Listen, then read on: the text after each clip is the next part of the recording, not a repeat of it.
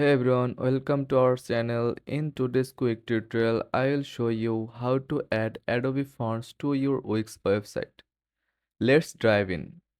First of all, log into your Wix account and open the website where you want to add the fonts. Go to Dashboard and scroll down from the left menu.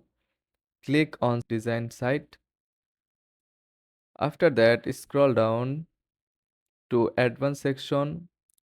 After your website is open, from there, you will see many options on the left side.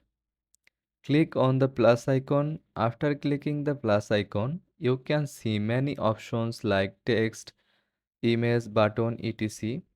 After you click directly on the text, select your heading. Then from here, click on the option called edit text. Then you write here anything you want. Select completely after writing.